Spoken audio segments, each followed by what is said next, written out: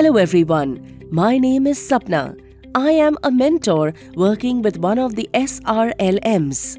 Hello everyone, I am Kusum. I am a Vitta Sakhi and I am supported by my mentor Sapna Madam.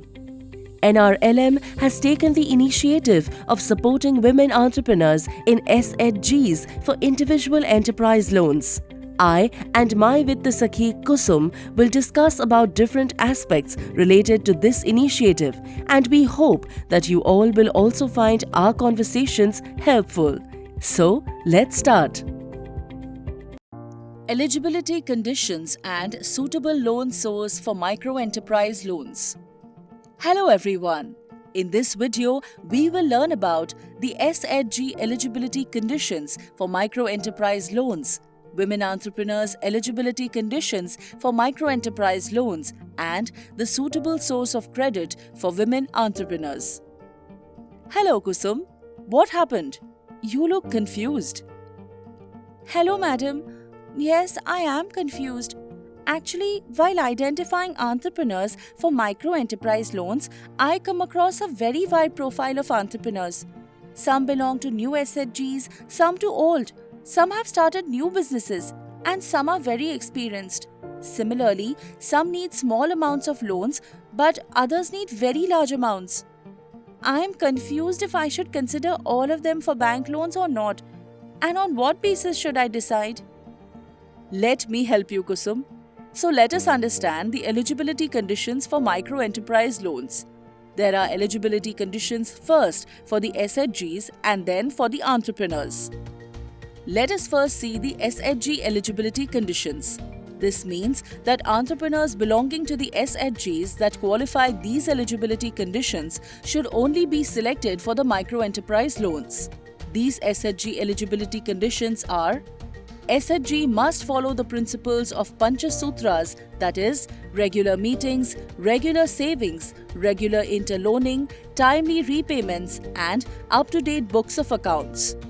SHG must be at least 2 years old from the date of first bank credit linkage. SHG must have repaid the bank loan regularly. SHG must have repaid the loans from its CBO regularly. Okay, madam. So we must select members who belong to SHGs that fulfill these conditions? Yes, Kusum. After the SHG eligibility conditions, Vitta Sakhi must check the entrepreneur's eligibility conditions. These are: entrepreneur must be between 21 and 60 years of age. Entrepreneur must have KYC related basic documents, that is the ID proof and the address proof in her name. Entrepreneur must be able to give at least 6 hours to her business every day. Entrepreneur must be hardworking and should have the confidence to go out and talk to people. 5. Entrepreneur must have borrowed at least one time from the SHG and she should have successfully repaid at least one single loan of minimum rupees 25,000.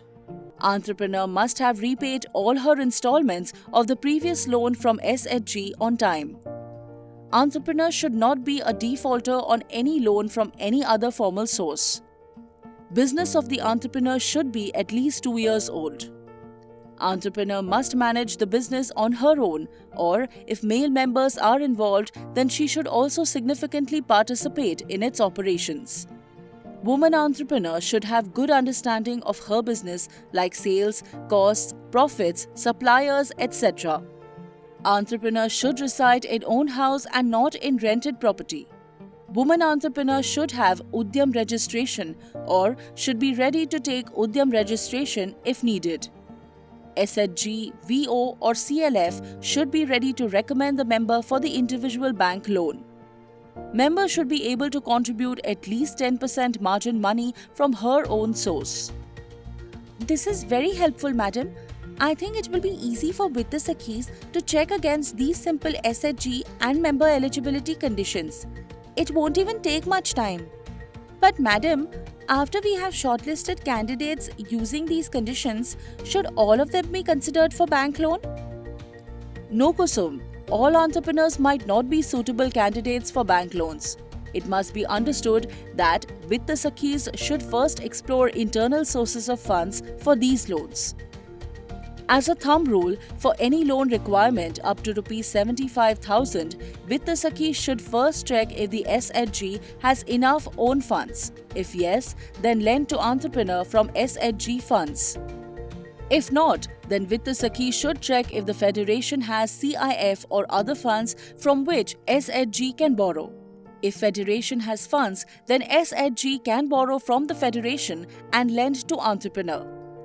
If even that is not enough, then Vitt Sakhi should check if the SHG has undrawn bank linkage funds. If there are such funds available, then Vitt Sakhi should coordinate with the SHG and bank to draw those funds. Mentors or other block level officials will support Vitt Sakhi in the process. If SHG bank loans are not available or are not sufficient, then Vitt Sakhi should also explore any funds available under any existing program of NRLM. Loan requirement up to Rs 75,000 should be fulfilled through these internal sources. For loans above Rs 75,000, Vitt Sakhi should focus on bank loans. This is because for such large loans, banks are a more appropriate source. Vitt Sakhi should check if the entrepreneur is willing to borrow from bank. If not, then she should build awareness and counsel the entrepreneur. If the entrepreneur is interested, then Vitt Sakhis should check if she can qualify bank conditions and take the case forward. This is how Vitt Sakhis should select the appropriate loan source. Okay, madam. So, you're saying that we should not directly consider all micro-enterprise loan cases for bank loans. Especially for smaller amount loans up to Rs 75,000, we must first consider the internal sources such as SHG's own funds, funds from federation, any undrawn SHG bank linkage money or any other program funds available. Absolutely right, Kusum. Only in larger loans, mostly above Rs 75,000, banks can be considered directly. Thank you, madam, for addressing my confusion. Now I know the SHG eligibility conditions for micro-enterprise loans, women entrepreneurs eligibility conditions for micro-enterprise loans, and the suitable source of credit for women entrepreneurs. Thank you. I hope you all found this useful.